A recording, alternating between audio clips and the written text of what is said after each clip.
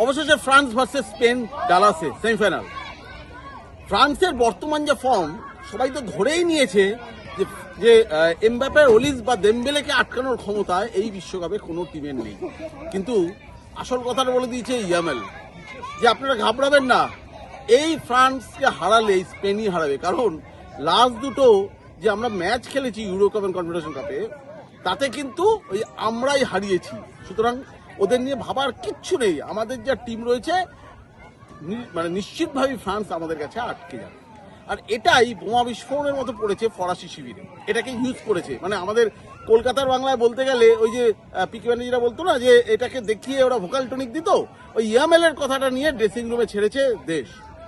তাতে সবচেয়ে বেশি উত্তেজিত হওয়ার কার কথা? এমবাপ্পে।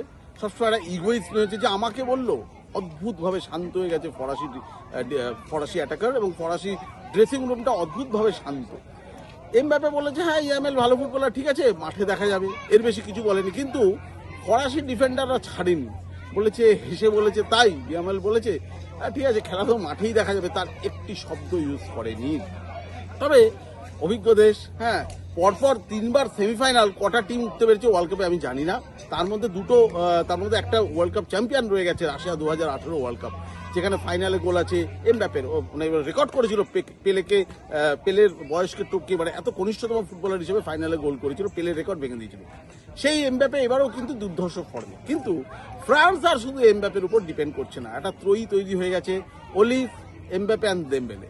সুতরাং দেশ কিন্তু এই ত্রিভুজটাকে নিয়ে কাজে লাগাতে চাইছে স্পেনের বিরুদ্ধে, কোনো লড়াই কথার বক্তব্যে না, বরঞ্চ স্ট্র্যাটেজিতে। স্পেন কি জানে না? স্পেন ভালোভাবে জানে যে এই সময় ফ্রান্সের কি অবস্থা। কিন্তু একটা দেখুন যে এই ফ্রান্স কোয়ার্টার ফাইনাল নকআউটে উঠে এখন অব্দি একটা গোল খায়নি, এটা কিন্তু স্পেন শিবির ভালোভাবে জানে। এবং জানে বলেই স্পেন কিন্তু ওই যে ওলিস যে বলটা বাড়ায় এমবাপ্পেকে, সেই জায়গাটার এই থ্রু জায়গাটা কাটতে চাইছে, সেভাবে কিন্তু স্ট্র্যাটেজি কিন্তু সাজাচ্ছে। ফ্রান্সের সবচেয়ে ভালো যে চুয়ামেনি চোট কাটিয়ে চলে এসছে, এটা একটা মিডফিল্ডের এই ডিফেন্সিভ অর্গানাইজেশনে খুব ভালো কাজে দেবে। এবং সম্ভবত বারকোলাকে দেশ চাইবে সেকেন্ড হাফে নামাতে, যা আমি ফরাসি শিবিরের খবর পেলাম যে ওকে সেকেন্ড হাফে ভাবছে বারকোলাকে পরে নামাবে। হ্যাঁ, দুয়েকে হয়তো শুরু থেকে হয়তো খেলাতে পারে, বিকজ বড় করে গেছে, নেমে অসাধারণ ফুটবল খেলেছে। কিন্তু আমার প্রশ্ন অন্য জায়গায়, যে এই যে খেলাটা হচ্ছে, একটা মজার কথা বলি, এই যে মাঠ জুড়ে দেখছেন ফরাসি সমর্থকরা শয়ে শয়ে হাজারে হাজারে সব এই সমর্থন জানাচ্ছেন গ্যালারিতে, তাতে তারা কি সত্যি ফরাসি, না আমি আপনার মতো ফ্রান্সের নীল জার্সি বা কোন সময় সাদা জার্সি বলে সমর্থন জানাচ্ছি? ফরাসি ফুটবল ফেডারেশনের যে অফিসিয়াল ট্রাভেল এজেন্ট, সে একটা কথা বলেছে যে বিশ্বাস করুন আমাদের 3000 থেকে 5000-এর বেশি সমর্থককে আমরা টিকিটই দিতে পারছি না, আনতেই পারছি না, কারণ টিকিটের যে দাম কাতার বিশ্বকাপে 4 গুণ দাম হয়ে গেছে। তাহলে এরা কারা গ্যালারিতে? বলছি এরা কারাই আপনাদের মতো, মানে কিরকম, ধরুন আমি ব্রাজিল সাপোর্টার, আমি মাঠে গেলে ইয়েলো ব্রাজিলের টি শার্ট পরে যাই, ব্রাজিলের জার্সি পরে যাই, ব্রাজিল গোল করলে লাফাই। এবার আমাকে যখন টিভিতে দেখা যাচ্ছে বা অপর প্রান্ত দিয়ে গ্যালারি দিয়ে দেখা যাচ্ছে, তাহলে তো আমাকে ব্রাজিলের সমর্থক হিসেবেই ধরবে, কিন্তু আমি কি ব্রাজিল থেকে এসেছি? এই যে যত ধরুন কলকাতা থেকে বাঙালিরা এসছে, অন্য জায়গা থেকে বিভিন্ন দেশ থেকে এসছে, আর্জেন্টিনার জার্সি পরে সমস্ত মাঠে ঢুকছে, তারা কি সব আর্জেন্টিনা থেকে এসছে? তো ওই ভদ্রলোকের নাম গ্রেগরি, তিনি হচ্ছেন ফ্রান্স ফুটবল ফেডারেশনের অফিসিয়াল ট্রাভেল এজেন্ট। তিনি বলছিলেন যে আমরা টিকিট দিতে পারছি না এই একটাই কারণ টিকিটের দাম। বললো যে হারে 100টা ফোন কল রিসিভ করছি, হয়তো টিকিট অ্যারেঞ্জ করছি, কিন্তু নিচ্ছে মাত্র 15টা, এতটা দাম। তারপরেও আরেকটা আছে, এই যে টিকিটটা ধরুন যে ফিফার ওয়েবসাইট থেকে যে কিনে রেখেছিল, খুব হয়তো কম হয়তো $3000 কিনেছিল, এখন সেটা চলে গেছে $19,000।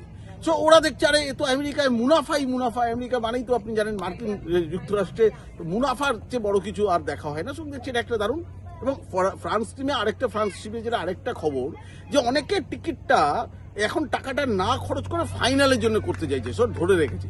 তো আর হয়তো মাঠে দেখা গেল ফ্রান্সের চেয়ে স্প্যানিশ সমর্থকদের সমর্থন বেশি, কারণ আমেরিকাতে ইংরেজির পর যেটা চলে সেটা হচ্ছে স্প্যানিশ। বিশেষ করে এই ডালাস অঞ্চলটা, যেহেতু এটা একটা ওই বর্ডার, মানে মেক্সিকোর খুব কাছাকাছি অঞ্চল, ওখানে কিন্তু প্রচন্ড স্প্যানিশ চলে। তো যার ফলে কিন্তু স্প্যানিশ সমর্থকদের কিন্তু সমর্থনের হারটা বেশি হতে পারে। তবে ফ্রান্স আর স্পেন যদি আপনি দেখেন ওয়ার্ল্ড কাপের যদি পরস্পরের মুখোমুখি হয়েছে, তাহলে স্পেন 18বার জিতেছে, বেশি জিতেছে ফ্রান্সের থেকে। কিন্তু অদ্ভুতভাবে জিনেদান জিদাইনের সেই গল্পটি কিন্তু প্রচন্ড ঘুরে বেড়াচ্ছে এই ওয়ার্ল্ড কাপে, ফ্রান্স ভার্সেস আজকে যে ফ্রান্স ভার্সেস স্পেন তার আগে। কারণ এই 20 বছর আগে 2006 বিশ্বকাপে যখন শুরু হচ্ছে, জিদান বলেছিল যে আমি না এই বছর মানে ওয়ার্ল্ড কাপটা খেলেই বুট তুলে রাখবো। আর স্পেনের সংবাদ মাধ্যমরা তা নিয়ে মজা করে বলেছিল, ওই কোয়ার্টার ফাইনাল না গ্রুপ লিগের পরেই নকআউটে দেখা হয়েছিল প্রি কোয়ার্টারে, যে মজা করে বলে দিয়েছিল যে ও তাহলে আমরা এই ম্যাচটাতেই জিদানকে আমরা অবসর জানিয়ে দিচ্ছি, তো আমার রিটায়ারমেন্ট বাড়ি পাঠিয়ে দিচ্ছি। ম্যাচটা জিতে জিদান নিজে একটা গোল করেছিল, 3-1 জিতেছিল মোটামুটি, জিদান নিজে একটা গোল করেছিল আর একটা ফ্রি কিক থেকে করিয়ে উঠে বলেছিল তাহলে 72 বছরের বুড়োর পারফরমেন্সটা নিশ্চয়ই ভালোই লাগছে। আবার কিন্তু সেই ইয়ামেল কিন্তু হুঙ্কার ছেড়ে দিয়েছে ওই ম্যাচের আগে যে স্পেনকে মানে এই ফ্রান্স হারতে পারে এখন তো স্পেনের কাছে, এবং আমরা ফাইনাল নিয়ে ভাবছি যে ওখানে গিয়ে খেলবো। এইবারও কিন্তু ফ্রান্স ম্যাচের আগে কিচ্ছু বলেনি, কিন্তু এমবাপে কি মনে মনে ব্যাপারটা নিচ্ছে না যে ইয়ামেল একটা তরুণ ছেলেতে এত বড় কথা বলছে, চুপচাপ নেব, এটা হতে পারে না। দেশ একটা অভিজ্ঞ কোচ, সে 14 বছর ধরে ফ্রান্স টিমটাকে ন্যাশনাল টিমকে কোচিং করাচ্ছে।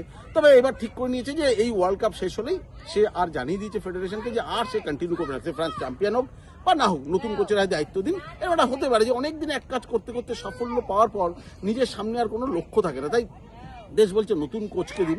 এই শেষ মুহূর্তে কোচের হাতে এমবাপের কি আরেকবার বিশ্বকাপটা তুলে দেবে না, বা এই যে মেসিকে টপকে এমবাপের যে গোল্ডেন বুট পাওয়ার যে লড়াইটা রয়েছে সেটাও কি এমবাপে ছেড়ে দেবে? তার জন্য আজকে সেমিফাইনাল ম্যাচটা দেখা খুব জরুরি। ডালাসের যে গরম, অবশ্য ওদের এয়ার কন্ডিশন স্টেডিয়াম রয়েছে, সেটা আমি মাঠের ভেতরে উত্তাপটা পাওয়া যায় না, কিন্তু মাঠের বাইরের যে উত্তাপ, টিকিটের উত্তাপ এবং মাঠের ভেতরের ওই এয়ার কন্ডিশনও কি সেই উত্তাপকে চেপে রাখতে পারবে কিনা জানি না। কোথায় যাবে গিয়ে মানে উত্তেজনার পারদ যে হারে উঠেছে। আমাদের আপাতত ফ্রান্স ভার্সেস স্পেন ম্যাচটার জন্য অপেক্ষা করা ছাড়া আর কোনো উপায় নেই।